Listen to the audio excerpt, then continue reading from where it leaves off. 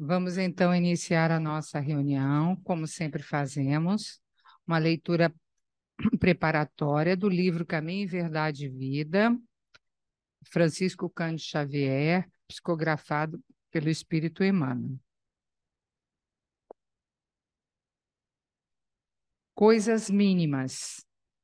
Pois se nem ainda podeis fazer as coisas mínimas, por que estáis ansiosos pelas outras? Jesus, Lucas 12, 26. Pouca gente conhece a importância da boa execução das coisas mínimas. Há homens que, com falsa superioridade, zombam das tarefas humildes, como se não fossem imprescindíveis ao êxito dos trabalhos de maior envergadura. Um sábio não pode esquecer-se de que um dia necessitou aprender com as letras simples do alfabeto. Além disso, nenhuma obra é perfeita se as particularidades não forem devidamente consideradas e compreendidas. De modo geral, o homem está sempre fascinado pelas situações de grande evidência, pelos destinos dramáticos e empolgantes. Destacar-se, entretanto, exige muitos cuidados. Os espinhos também se destacam. As pedras salientam-se na estrada comum. Convém, desse modo, atender às coisas mínimas da senda que Deus nos reservou para que a nossa ação se fixe com real proveito à vida. A sintonia estará perturbada se faltou uma nota. O poema é obscuro quando se omite um verso. Estejamos zelosos pelas coisas pequeninas, são parte integrante, inalienável dos grandes feitos. Compreendendo a importância disto, o Mestre nos interroga no Evangelho de Lucas. Pois, se nem podeis ainda fazer as coisas mínimas, por que estáis ansiosos pelas outras? Vamos, assim, fazer a nossa prece. Pai de infinito amor e bondade, amigos espirituais que nos acompanham nesta jornada evolutiva, aqui estamos mais uma vez nesta tarde de bênçãos, de amor e de luzes, para juntos estudar mais um pouco desta doutrina que abraçamos e buscamos compreendê-la com nosso íntimo. Que os nossos amigos espirituais nos fortaleçam e iluminem, especialmente ao nosso companheiro que vai nos falar na tarde de hoje, Nelton. Que ele seja envolvido pelos seus amigos espirituais e que possa falar aos nossos corações de acordo com os desígnios do nosso Pai Maior. Assim, cientes por tudo que recebemos, vamos iniciar a nossa reunião com muita paz em nossos corações. Vamos então iniciar a nossa reunião com o nosso companheiro Newton, que vai nos falar do Livro dos Espíritos. Estamos estudando a introdução, item 5. Seja bem-vindo, Newton, estás com a palavra.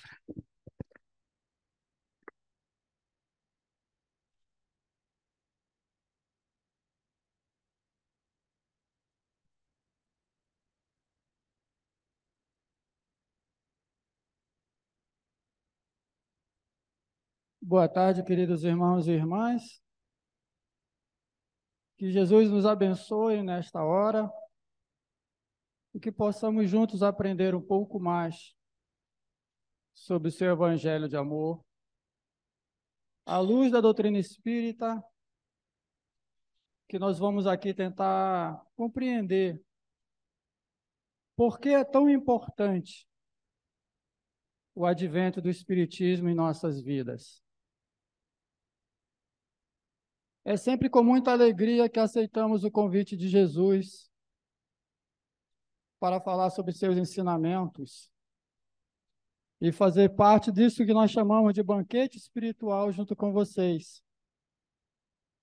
E por que um banquete? Hoje temos um cardápio. E o cardápio de hoje, como já nos foi antecipado, é a introdução, o item 5 do Livro dos Espíritos.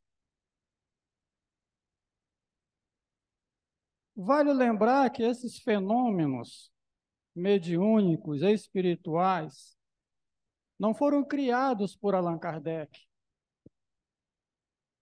Eles aconteceram e acontecem há muito tempo, desde que a humanidade se entende por humanidade.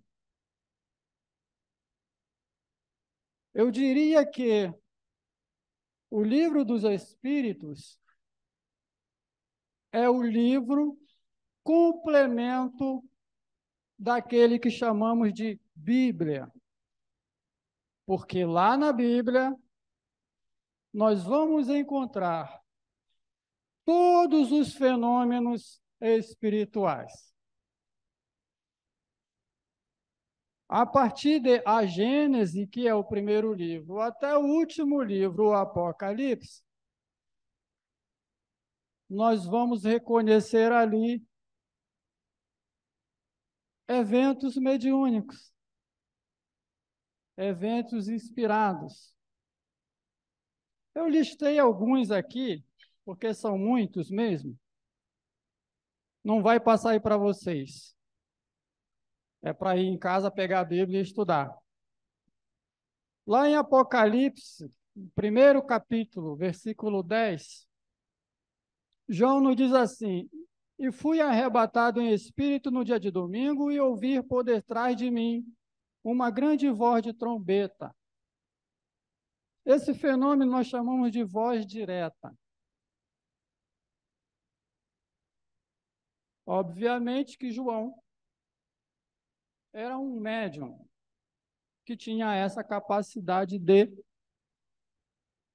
Temos também fenômeno de materialização no livro A Gênese, capítulo 32, versículo 24. Jacó, porém, ficou só e lutou com ele um varão, até que a alva subia. Então, aqui é narrado que Jacó, com medo do irmão Esaú, que vinha ao seu encontro, dispensou a sua família e ficou sozinho. E apareceu para ele um espírito. E ele entrou em luta com esse espírito. E como ele viu que não conseguia vencê-lo, está lá a história, ele perguntou para esse espírito, para um varão, que era um jovem, que apareceu para ele quem era ele, e ele não disse, apenas o abençoou. E assim, queridos, nós temos fenômenos de materialização, de escrita direta, no livro de Daniel, quando na corte do filho de Nabucodonosor, ele estava lá comemorando com a corte da época, e apareceu na parede lá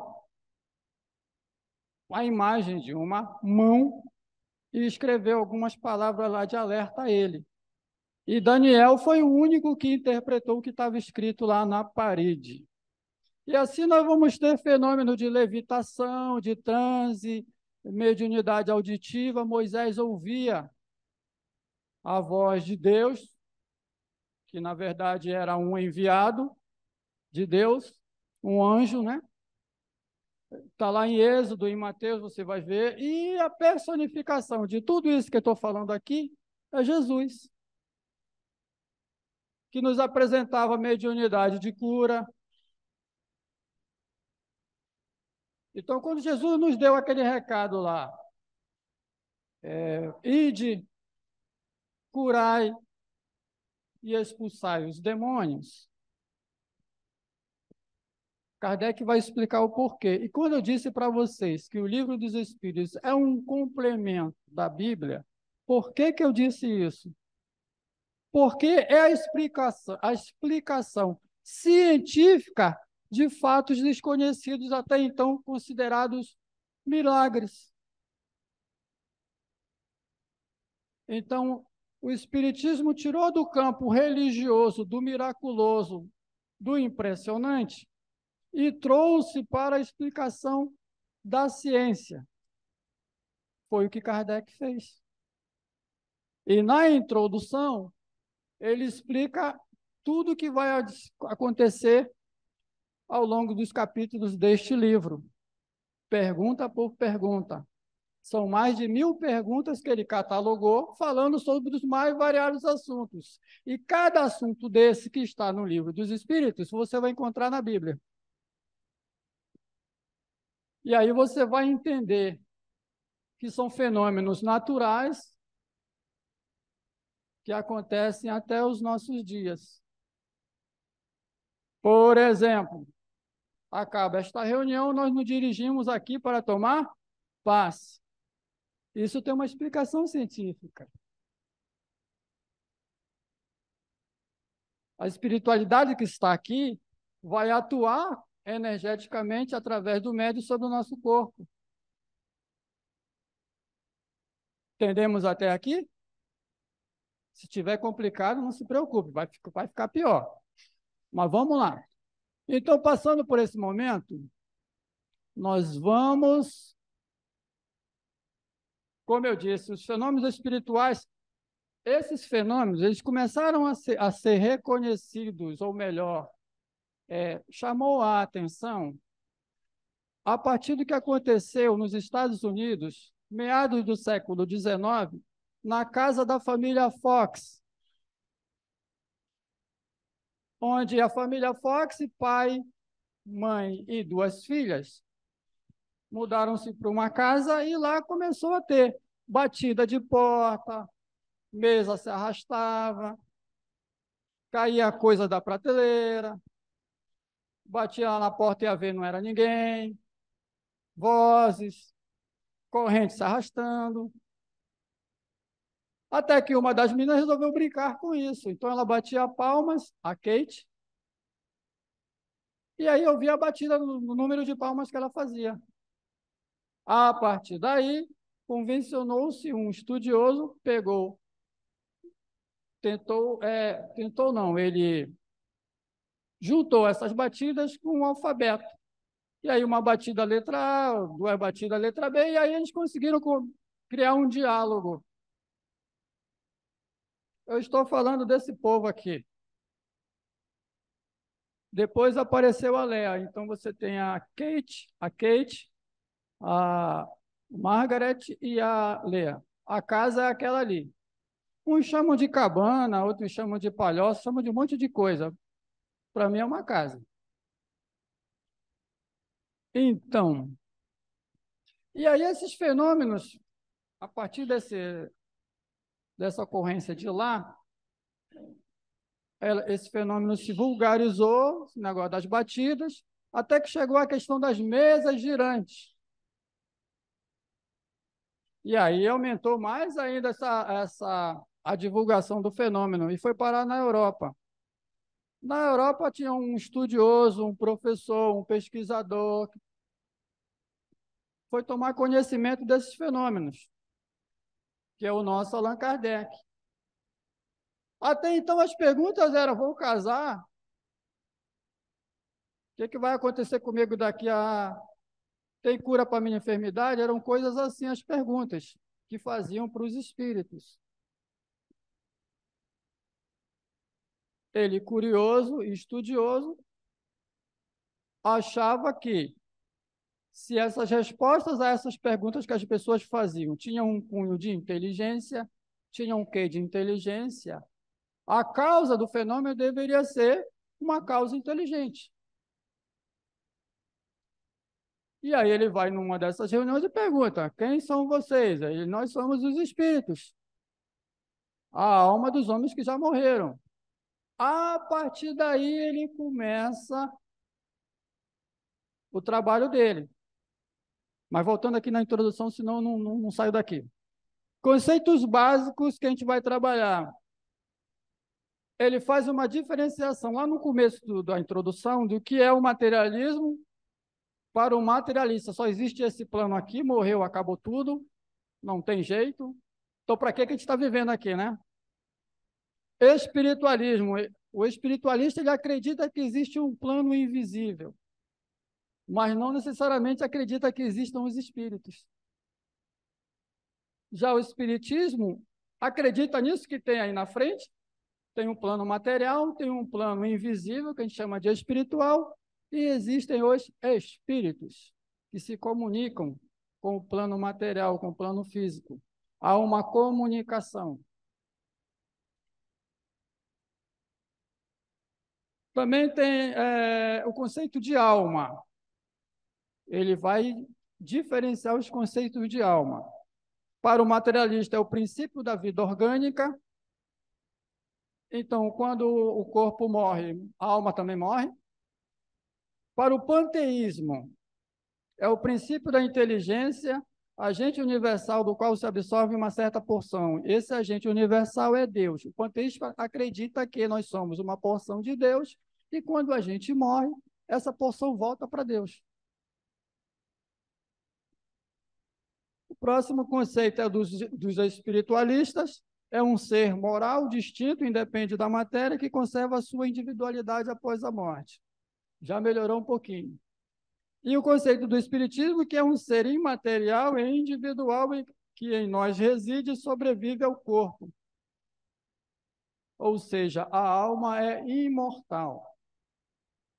Enquanto estamos encarnados, nós somos uma alma, um espírito encarnado que nós chamamos de alma.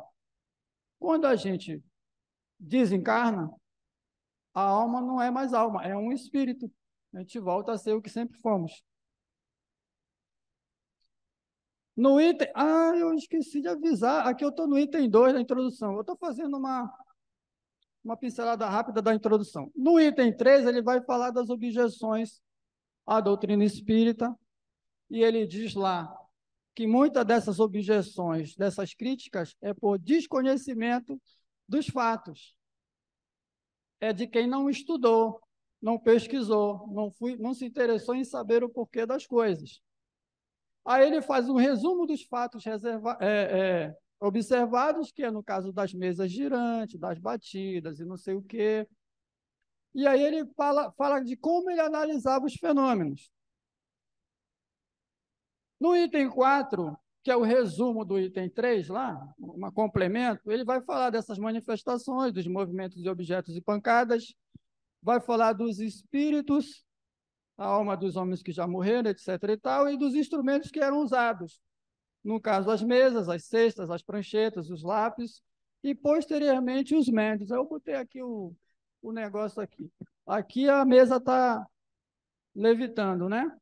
Ali é o cesto com lápis, que eles colocavam, aí tocava ali, aí o bicho começava a escrever. E ali também. E ali já é a figura do médium e o espírito intuindo ele a fazer a manifestação. Até aqui? Né? Tem certeza? Olha lá, gente. Depois vai ter prova. Vamos lá, estamos aqui na... E aí chegamos efetivamente no item que nos interessa. Kardec vai falar do papel do médium, porque nós viemos de manifestações por meios materiais. Aí lá pelas tantas descobriu-se que uma pessoa poderia ser a transmissora da comunicação, e não mais a prancheta, não mais o lápis, não mais a mesa. Qualquer pessoa poderia transmitir. E aí nós saímos das pancadas e da escrita, porque até aqui era só escrita e pancada, e passamos para a audição, para a vidência, para outro tipo de que nós chamamos de mediunidade. Então, ampliou-se o leque de possibilidades de obter essas comunicações. E aí ele fala ali logo no começo, reconheceu-se mais tarde que a cesta e a prancheta não eram realmente mais do que o apêndice, ou seja, um prolongamento, né, da mão. E o médium, tomado diretamente o lápis, se pôs a escrever por um impulso involuntário e quase febril. Porque ele tinha que, ele tocava na cesta ou impunha as mãos à mesa para que o fenômeno acontecesse. Tirado a mesa, tirado a cesta, tirado a prancheta, sobrou o lápis. E eles descobriram que ele poderia, só empunhando o lápis, servir de intermediário e não mais os objetos inanimados. Lá no livro dos médiuns, nós vamos obter, lá na questão 159, a seguinte afirmativa de Kardec: todo aquele que sente, num grau qualquer, a influência dos espíritos é por este fato médium. E mais lá atrás, ou mais lá na frente, nós vamos ver que existem médiuns conscientes e inconscientes. Então, se você está se perguntando aí, será que eu sou médium? De fato é. Só que a sua sensibilidade pode não ser uma sensibilidade para você ver os espíritos que estão aqui à nossa volta, ou ouvir a voz deles, ou como está lá na Bíblia de Daniel, lá ver alguém escrevendo aqui alguma coisa aqui no ar. Mas nós temos essa capacidade que pode ser desenvolvida. Estamos aonde aqui? Estamos indo bem. Ainda no livro dos médiuns, temos uma pausa no item 5 da introdução, porque achamos isso aqui importante para entender o restante do texto. Kardec faz algumas perguntas lá na questão 223, e aí tem 3 subperguntas dentro do nosso tema. E a primeira subpergunta é essa daí, ó. Então, no momento em que exerce sua faculdade, está o médium em estado perfeitamente normal? Ele está sabendo o que está acontecendo? Como é que funciona isso? E a resposta que a espiritualidade dá para Kardec é esta aqui, ó. Está, às vezes, num estado mais ou menos acentuado de crise. É como se fosse um transe. É um estado anormal, digamos assim, de consciência. Lembrando que nós estamos em meados do século XIX, 1860 qualquer coisa. Hoje o nosso entendimento já é outro. Nós já temos uma compreensão, digamos assim, melhorada do que Kardec escreveu. Mas naquela época,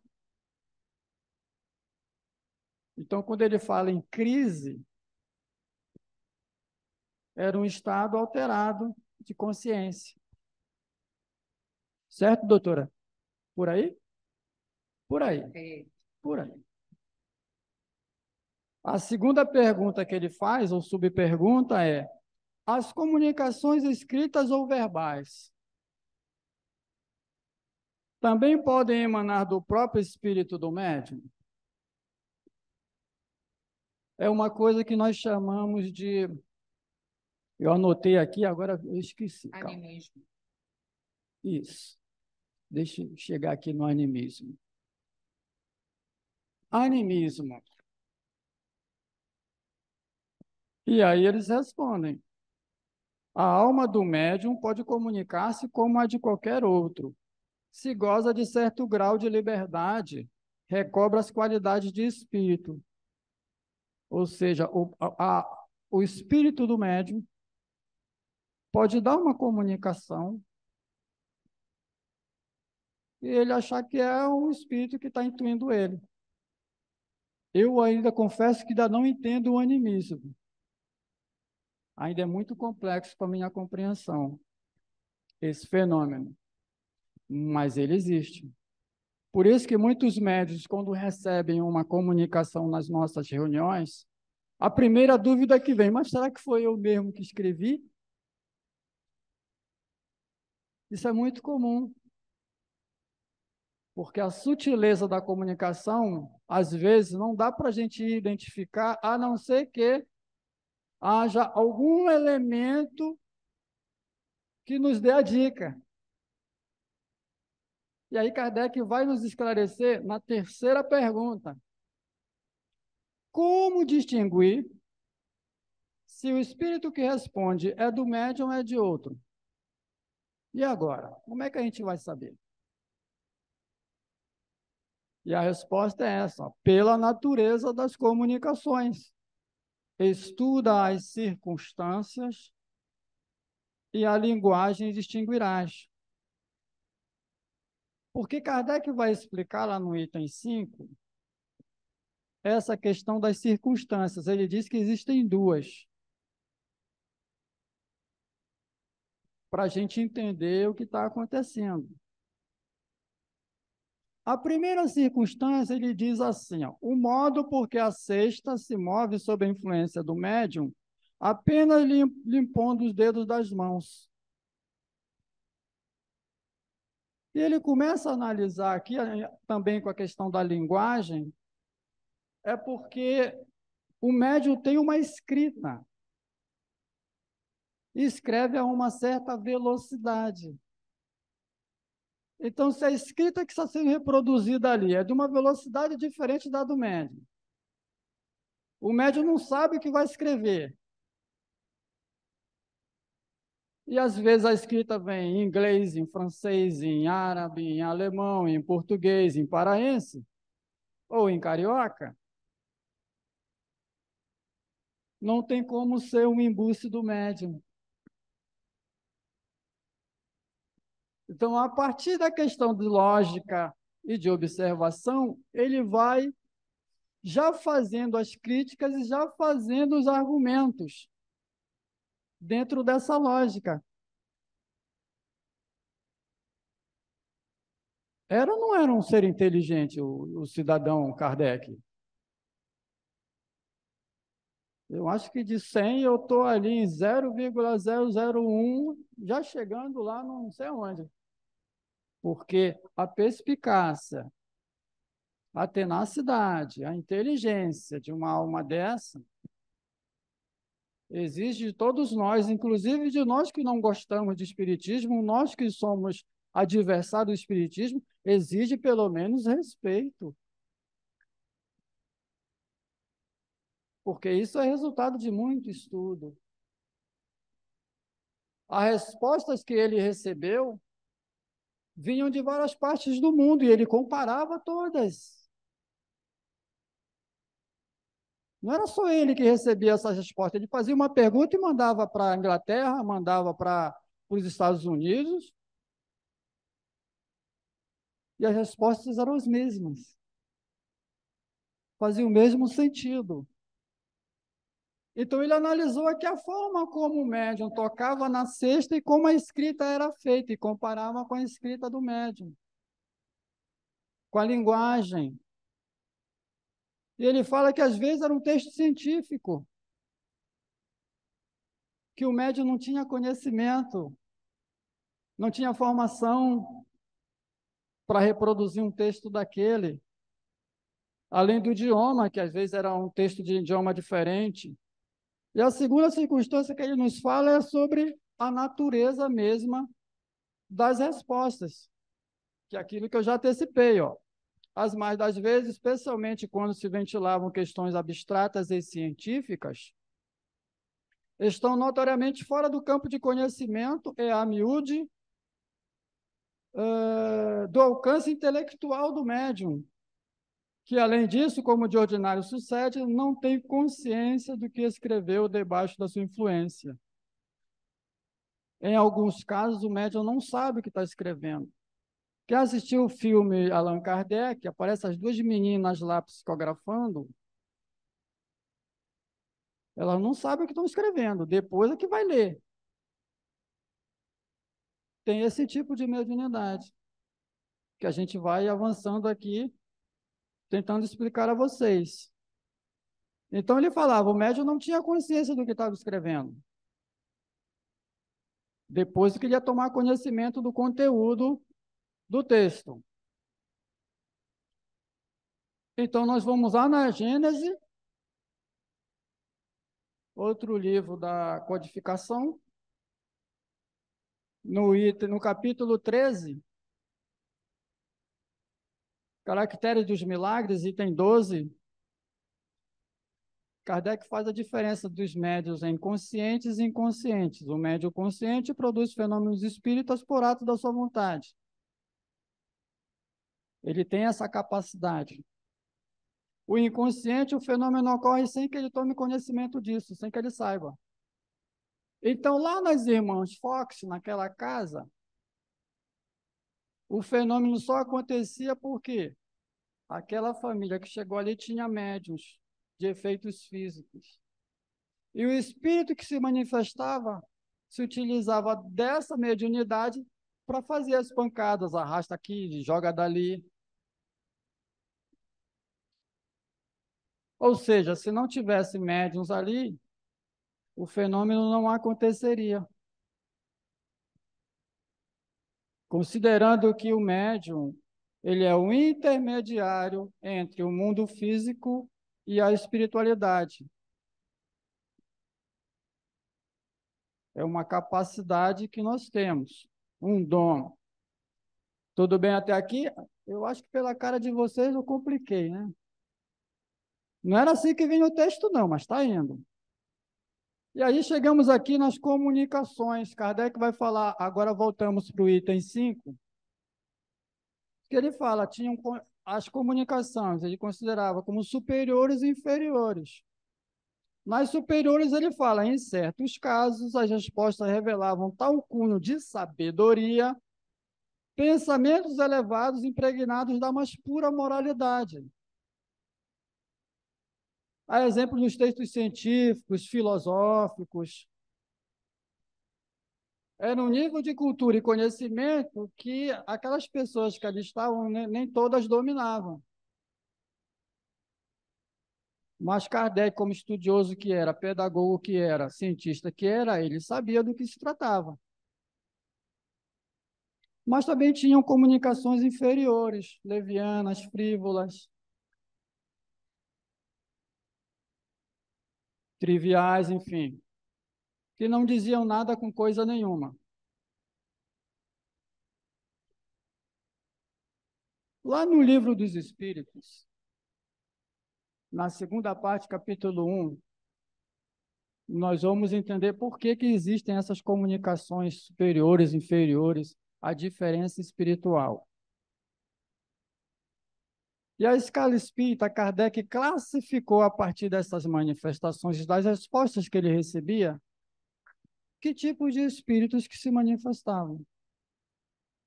E aí ele colocou nessas três ordens, sendo que nessas três ordens existem subdivisões. Então, na terceira ordem, os espíritos imperfeitos é onde predomina o predomínio da matéria sobre o espírito, propensão ao mal, ignorância, orgulho, egoísmo e todas as paixões que lhes são correspondentes. E ali, dentro dessa classificação, tem uma outra, as subdivisões desses espíritos, levianos, pseudo-sábios, etc, etc, etc. Está lá no Livro dos Espíritos, nesse moço aqui, ó.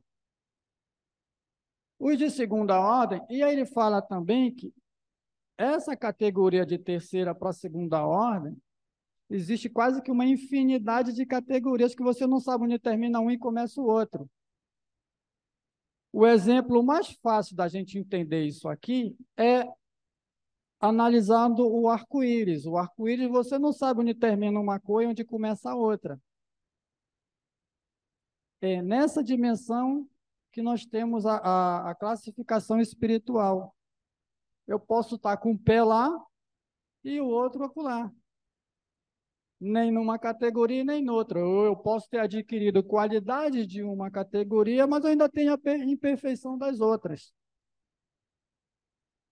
Mas isso daqui já nos dá uma boa ideia do que é. Então, os da segunda ordem já são chamados bons espíritos. É a predominância do espírito sobre a matéria, desejo do bem, de fazer o bem, querer o bem de todo mundo, praticar a caridade.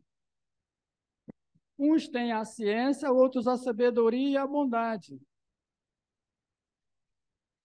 Então, você desenvolve determinadas qualidades morais nesse processo que nós chamamos de evolução espiritual.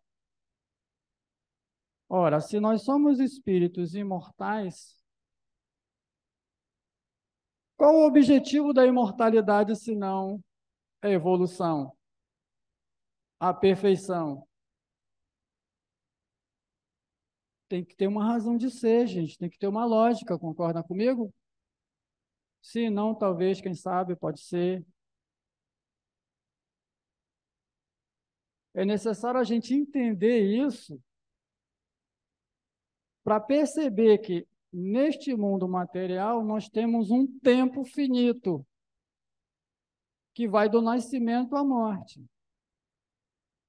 E que esse corpo que nos serve de morada ou de instrumento para que nós possamos exercitar os pensamentos, as emoções, os sentimentos, e sair da nossa animalidade material física para a nossa espiritualidade, para a nossa angelitude. Esse é o objetivo, esse é o nosso propósito. Na primeira ordem é onde nós deveremos chegar um dia. Eu não sei se vai dar tempo, porque acho que eu não vou chegar hoje ainda, porque ó, já vai terminar o nosso tempo, mas eu estou querendo chegar ali.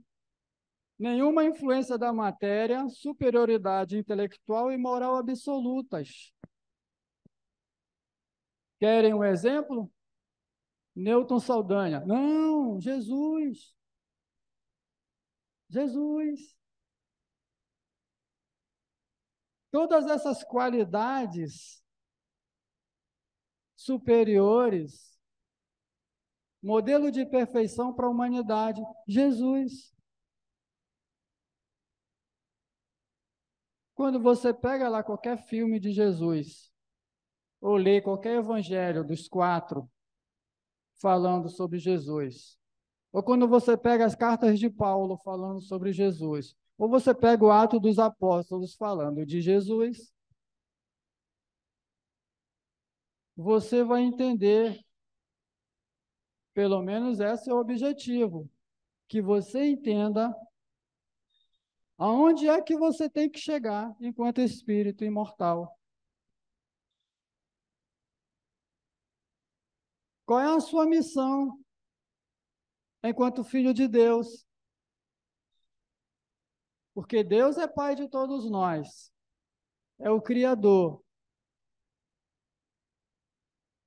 Ele é justo e ele é bom. Por justiça, ele não ia criar um ser perfeito como Jesus e um imperfeito como Newton. Não tem como. Mas ele nos deu deixou uma coisa chamada livre-arbítrio, que me dá as condições de que eu chegue lá na perfeição relativa, porque a perfeição absoluta, só Deus. E assim como nós evoluímos enquanto espíritos, o nosso mundo também evolui. Por isso que a Terra não é mais um planeta primitivo. Apesar de ainda termos aqui povos primitivos. Lembra dessa escala espírita? Então, está tudo junto e misturado. Seres evoluídos, seres em evolução, todo mundo, e seres ainda primitivos, que estão começando a sua infância espiritual, digamos assim. Mas o objetivo é chegar lá nos espíritos puros. Nós vamos nos livrar das nossas mazelas. Querem um exemplo disso? Na Bíblia, de João, lá no Apocalipse. E vi um novo céu e uma nova terra. Lá não haverá mais doença e nem morte. Está lá no Apocalipse. E Deus habitará com eles. O que João está falando ali para nós? Que existe um futuro de felicidade para todo mundo. Existe um mundo feliz, sim. Existe um mundo de amor e um mundo de paz, sim. Mas que depende de cada um de nós construir esse mundo. Primeiro no mundo interior, para depois nós possamos dividir com os outros. E criar este mundo, que lá no início é chamado de paraíso. Nós não viemos do paraíso, nós vamos para o paraíso. Agora, cada um está aí, ó. Os da terceira ordem estão mais distantes do paraíso, mas esses moços aqui já chegaram lá.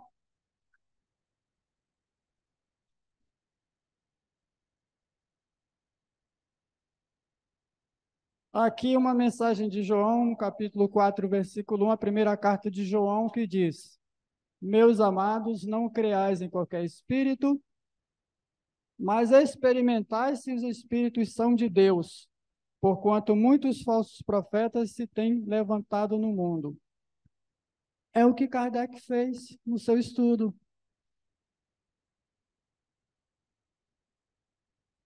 Ele levou muito tempo para ser convencido a ir numa sessão de mesa girante. Mais de ano. E eram pessoas respeitabilíssimas à época, conhecidíssimas dele, que o convidavam.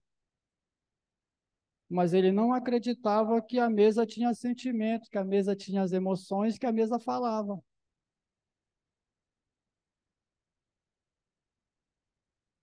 Porque eram só pancadas. Mas quando falaram para ele, olha, mas ela responde a perguntas. Aí ele, bom, então vamos mudar o foco do negócio. Há algo de estranho no reino da Dinamarca. Vamos ver o que é isso.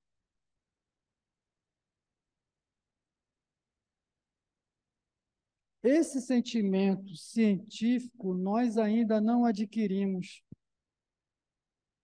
As coisas acontecem em nossa existência e nós jamais ou dificilmente paramos para perguntar por quê.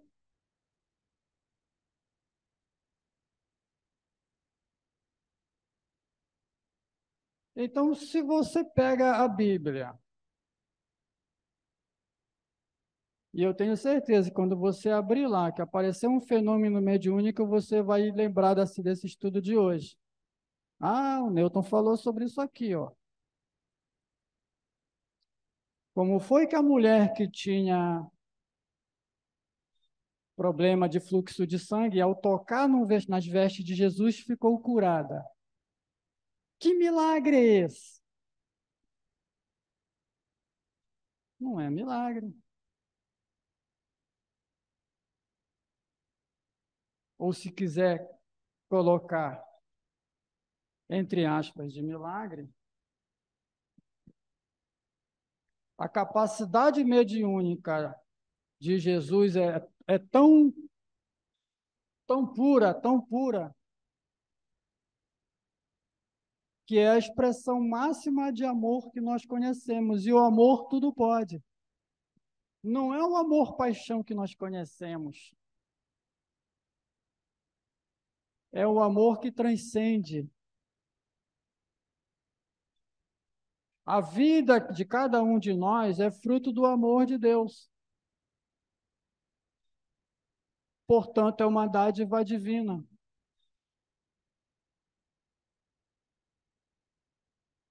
Quando Paulo nos alerta lá na carta na carta. Tudo posso, mas nem tudo me convém. Acho que é de Coríntios. Acho. Né, Coríntios. pode ser. É porque nós temos capacidades inimagináveis de realizar boas coisas, inclusive a própria cura. Porque Kardec vai tratar no Livro dos Espíritos também do que hoje a ciência chama de física quântica, que também está na Bíblia. Tudo é energia, tudo é transformação do que estão chamando agora de energia escura, que eles não sabem o que é, mas eles já chegam à conclusão que existe, nós já sabíamos que existia, que é o fluido cósmico universal, que é a origem de tudo. É a matéria, digamos assim, que Deus utiliza para criar. Então, tudo é transformação. A vida é uma transformação. Agora, voltando ao conceito de livre-arbítrio, você faz da sua vida o que você bem quiser. Você atrai o que você quiser.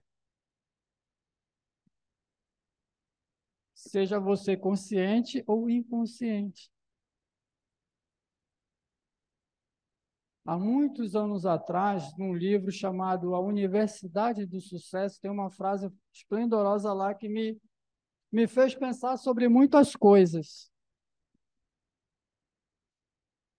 Lá pelas tantas, o moço diz assim: junte-se aos bons e serás igual a eles. Junte-se aos maus e serás pior que eles. E eu fiquei nesse porquê há muitos anos. Por quê, por quê, por quê?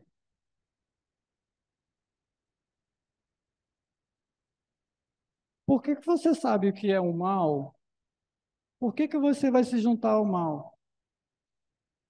Por consciência, por conhecimento de causa? De fato, eu me torno pior.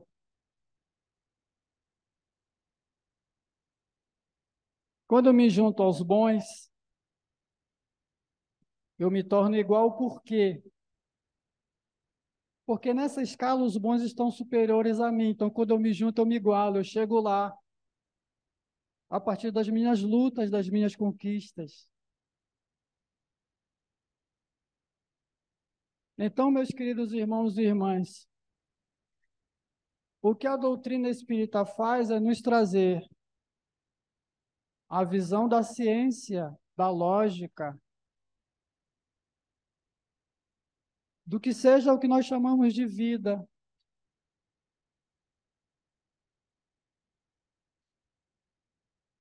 A doutrina espírita está alicerçada sobre três pilares: ciência, filosofia e religião.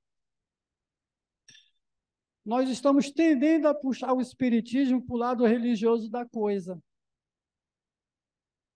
Mas a base é a ciência, é o conhecimento.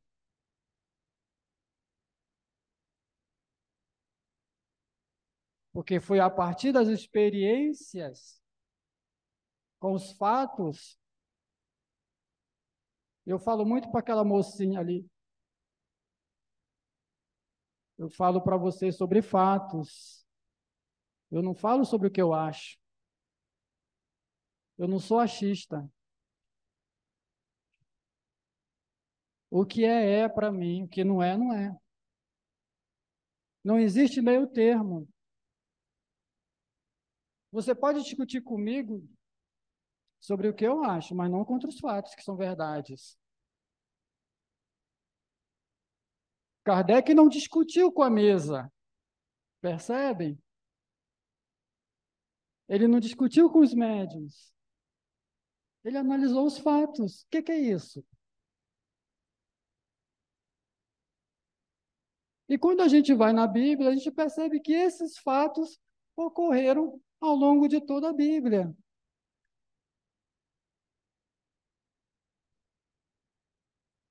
fatos naturais.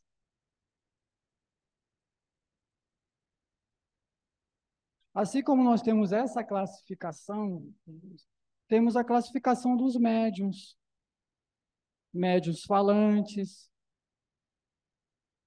médiuns psicógrafos, os mais comuns que escrevem, e tantos outros. Eu tive a oportunidade de ir agora a Sacramento, conhecer a cidade de Eurípides de Barçanufo. Eu não tinha noção da grandiosidade desse espírito. Eu falei para a moça lá que ele é como é? Um, um célebre desconhecido, ela me corrigiu. Não, ele não é desconhecido. Aí eu fui me corrigir também, eu digo, eu sei. Ele é pouco conhecido como médium, nada como educador que foi. Mas em termos de mediunidade, Eurípides de Barçanufo tinha todas as mediunidades possíveis e conhecidas, inclusive as mais raras. A mais célebre de todas é aquela dele dando aula, entrava num transe sonambúlico, como se dormisse em pé, seus alunos faziam silêncio, seu espírito se deslocava a uma fazenda, a uma casa onde tinha uma pessoa doente, em trabalho de parto, se materializava lá, então você tem bilocação, você tem materialização, ele se materializava lá. Servia de médium para doutor Bezerra de Menezes fazer o parto, porque doutor Bezerra de Menezes, médico ele não, fazia o parto, seu espírito voltava e continuava a aula. Isso testemunhado pelos seus alunos, pela mulher que teve o parto, pelo marido que veio chamá-lo, enfim. E várias vezes ele fazia isso. E outras capacidades assim fenomenais. Então nós temos exemplos e mais exemplos de fatos confirmados, registrados, estudados do que nós estamos falando aqui. É claro que no nosso entendimento, aí estou falando Newton, a gente ainda não chegou neste nível, neste grau de conhecimento doutrinário. E a gente escorrega aqui e ali. A gente comete os equívocos. Mas eu estou aprendendo que a gente não erra. A gente comete equívocos por ignorância, falta de estudo. Mas, meus queridos, era o que nós gostaríamos de trazer nesta tarde,